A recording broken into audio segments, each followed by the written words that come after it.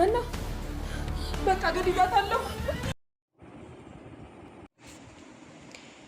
መና ከወደቀችበት ህይወት አንስታ ለማንሳት እየታገለች እያለ ወይኔ የሰው ልጅ ገድያለሁ፣ ነፍሰ ገዳይ ልባል ነው ወይኔ ጉዴ በማለት ህይወት ትላለች። ወደ መኝታ ቤቷም ሩጣ ሻንጣዋን ለመዘጋጀት አሰበች። ግን ደግሞ እንዴት ነው እዚህ ጋር ትሞት የሆነ እስኪ ቆይ በደንብ ልያት በማለት መለስ ብላ በር ላይ ከደረሰች በኋላ እናም ህይወት በጣም ግራ በሚያጋባ መልኩ ሻንጣዋን ይዛ እየወጣች እያለም ነበረ። ዞር ብላ ልጄ አሮን የት ነው ያለው? አሮን እኮ ደግሞ የት እንዳለ አላቅም። አሮን ካየኝ ከሰማ ይሄንን ታሪክ እንደሚያስይዘኝ እርግጠኛ ነኝ እንጂ እሷማ በፍጹም ልታሳስረኝ አይገባም። እናም መመለስ አለብኝ በማለት ሻንጣዋን መለስ አድርጋ እንደገና ሂዳ መናን ስትጠራትም ሆነ ስትቀሰቅሳት መና ለተወሰነ ደቂቃ አልሰማቻትም። ከዛም ከደቂቃዎች በኋላ መና ራሷን ዞር ብላ አይታ ቆይ አባዬ ነህ? አባዬ ተነስቻለሁ፣ አባዬ ነህ ስትል ተመስገን ነቃች፣ ከሞት ተረፈች። አሁን ነፍሰ ገዳይ አይደለሁም በማለት የደወለችለት ፍቅረኛዋም መቶ እንዲወስዳት ስለነበር በቃ አትምጣ፣ አሁን ድናለች፣ ነቅታለች፣ አሁን በቃ ተመለስ ትለዋለች። እንዴት ነው ተመለስ የምትይኝ ብሎ ቢጠይቃትም ህይወት ምንም አይነት ሰው እንዲያያት፣ ምክንያቱም ከነቃች መና እንድታቀው ሰውየውን ስለማትፈልግ ከቤት ሳይገባ በዛው እንዲመለስ ታደርገዋለች። ህይወት መናን እንደምንም ብላ ከወደቀችበት አንስታ ወደ መኝታ ክፍሏ ስትወስዳት መና የአባቷን ጥያቄ ነበረ ደጋግማ የምትጠይቀው። ስለ አባትሽ ነገ ጧት እንነጋገራለን፣ ስለዚህ አሁን ዝም ብትይ ምን ይመስልሻል? አሁን ግቢና ተኝ፣ ደረቅ ሌሊት ነው፣ በዚህን ሰዓት አባቴ አትበይ፣ አሞሻል ወይ ምን ነው በዛው ድፍት ብለሽ በቀራሽ ነበር በማለት ህይወት መናን እየተሳደበች ወደ መኝታ ክፍሏ ይዛት ትሄዳለች። መኝታ ክፍሏ ከወሰደቻትም በኋላ ካልጋዋ ላይ አድርጋት በይተኝ እረፍት አድርጊበት በማለት አስተኝታት እሷም ወደ ክፍሏ ትሄዳለች። መናም ጧት በህልሟም አባቷን እያየች ስለነበር በህልሟ አባዬ የት ሂደህ ነው? አባዬ መተሃል ወይ በማለት እየጮሆች እያለ በመሃል በጮህ ትነሳለች። ስታይ ካጠገቧ ምንም አይነት ሰው አልነበረም። መናም ግራ ተጋብታ በጧት ተነስታ ወደ አባቷ ክፍል ነበር ሄደችው እየተጣራች። አባዬ እያለች ስትሄድ ህይወት ተኝታለች። በሩን ስታንኳኳው ይቺ የተረገመች ምን አባቷ ፈለጋ ነው አሁን የምታንኳኳው?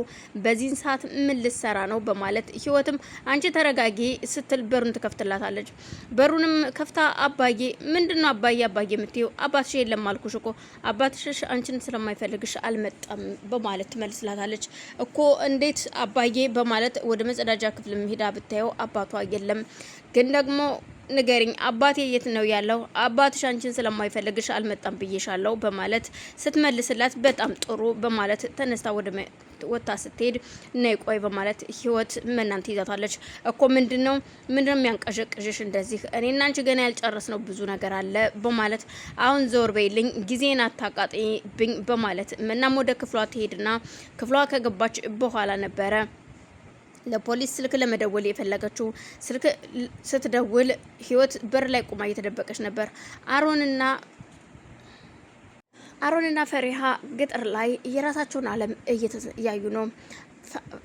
አሮን ምክንያቱም ፈሪሃን ስለሚፈልጋት ካጠገቧ ሆኖ ይንከባከባት ጀመር።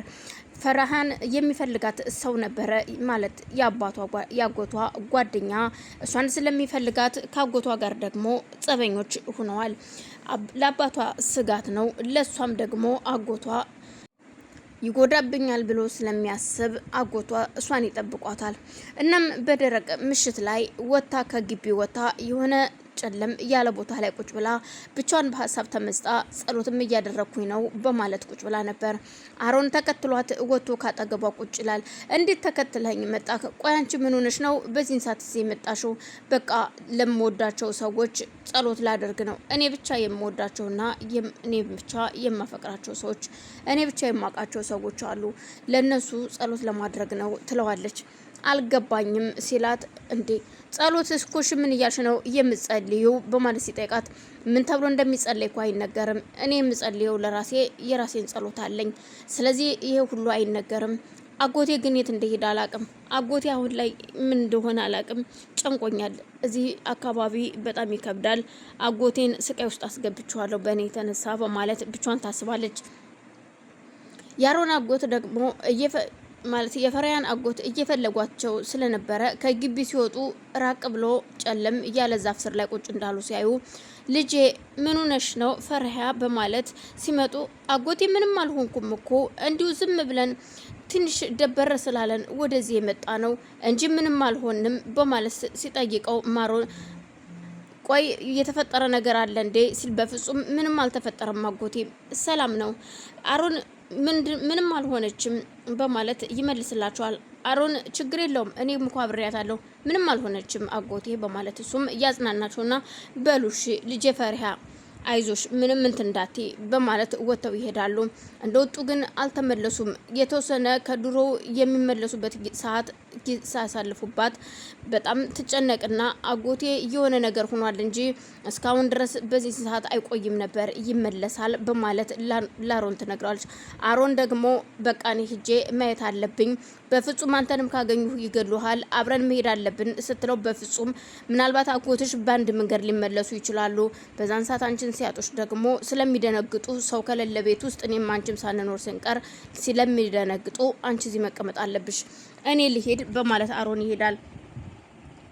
አጎቷ ለምን እስከዚህን ሰዓት እንደቆየ አላቅም። ምክንያቱም በዚህን ሰዓት ከፍቶቹን አሰማርቶ እዚሁ ነበር እቤት ነበር የሚመጣው።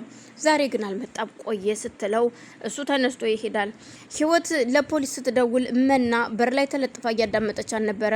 መናም ትናንትና ስደውልላችሁ 24 ሰዓት አልሞላ ብላችሁ ነው ፋይል ያልከፈታችሁልኝ እናም አባቴን ደግሞ ያሳገተብኝን ሰው እዚሁ ከኔው አጠገብ ነው ያለው ምንም ሌላ ጥላት የለብንም ማናት ብለው ሲጠይቋት የእንጀራ እናቷ እንዳሳገተችውና የምትናገራቸው አንዳንድ ነገሮች እንዳሉ ትጠቁማለች።